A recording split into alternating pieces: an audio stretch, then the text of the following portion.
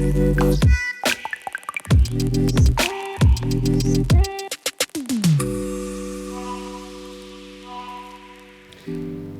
and I work with a lot of sellers through the year, and what we see is that when a seller's house is not selling within a specific period of time that they have established in their mind within which the house needs to sell, they start getting nervous.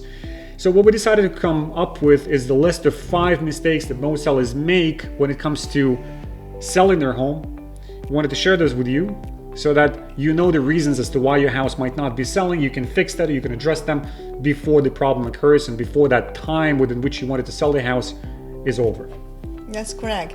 So sometimes we notice some sellers, they overspend on renovation in neighborhoods that already has a price ceiling, and at the same time there is also a ceiling on what you can get for that kind of renovation. If, for example, the neighborhood where you live in and the kitchen renovation that you do or bathroom renovation or flooring is going to be anywhere between, I don't know, 30K to 100K, and you somehow decide to spend over 200K, 300K worth of renos, it doesn't mean that the buyers are going to match your price.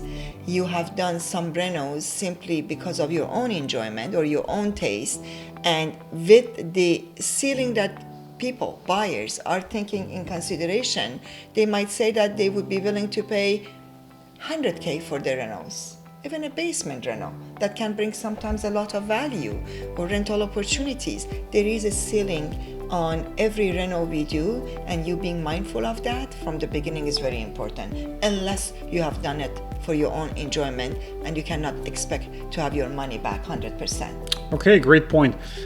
Second thing that we see as a problem in homes not selling is the quality of the renovation.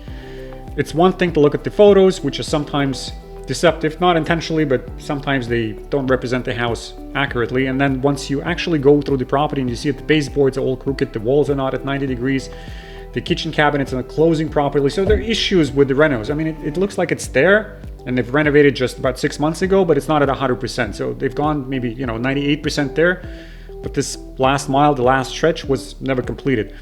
As a buyer, this sort of a situation raises all sorts of red flags in your mind, and conscious of that or not is kind of unimportant, but you're thinking what's inside the walls? What is the house like structurally if they've done such a sloppy job on the outside? What happens once the snow melts? What's going to be, what is the landscaping going to be like?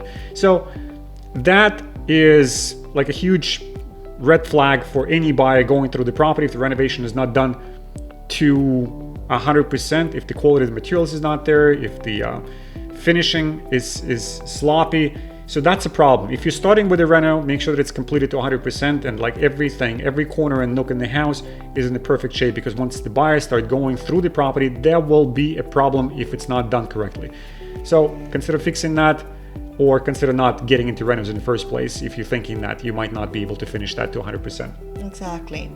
What also we notice, imagine we are on a market for a price that sellers has in mind, and offers come in and sellers show zero flexibility on negotiation.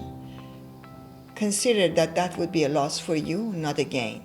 Imagine the market is changing. The first offer could be the best offer, or sometimes an offer negotiation can take weeks that we can bring it close, cover the gap. And if you are showing zero flexibility on negotiation process, at the end you are going to suffer the loss, simply because another offer might come in that would be lower than what we had, simply because we had zero flexibility on negotiation. Be very mindful of everything could be a process, and the starting point does not necessarily mean that that's where we are going to end, but showing flexibility, showing room for negotiation, and being creative of options we can bring to the table. There are so many terms and conditions that we can incorporate. It's not just a matter of price. It could be a closing date. It could be so many factors, and like a vendor take-back mortgage. So many options we can benefit from while we are open to negotiation. Yeah, exactly. Thank you for that. So next thing that we wanted to cover is sometimes a seller develops surprisingly, a confrontational relationship with the agent. So a seller had a certain set of expectations, say a time frame within which the house has to sell, in his or her opinion. And it's very upsetting, actually, how the image of a realtor is in the industry, and when they hire somebody, they feel that, okay, rather than trusting, they have to be confidential. Yeah, well, unfortunately that's true, but this is something that we all have to deal with. And say if the house is not sold within the first 2 weeks, all of a sudden the seller's all upset and they start telling the agent as far as what they need to do. Well, you know what? If you're telling the agent what they need to do, you should not have hired that agent in the first place. So Exactly. That means that either your trust in their level of expertise is low or your trust in their opinion is non-existent.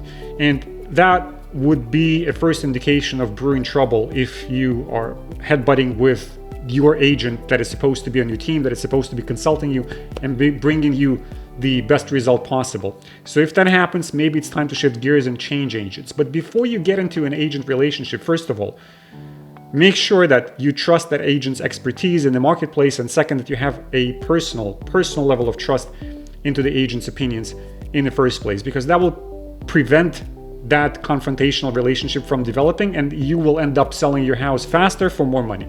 Exactly. So the last thing that we want to talk about is when sellers are discounting commission, either on the cooperating side or the listing side.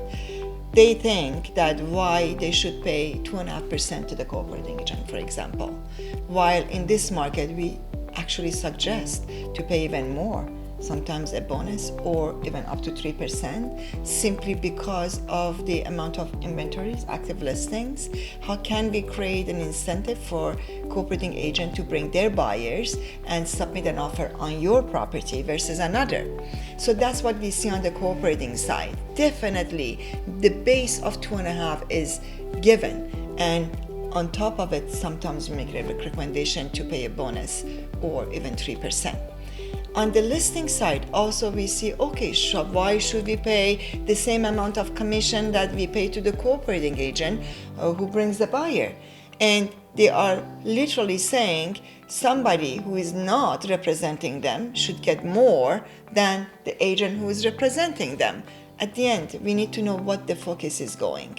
Is the focus on how much net you are going to get in your pocket, or how much the realtors that you choose to work with or attract, if they have a buyer, that they get paid, inspired to work for you?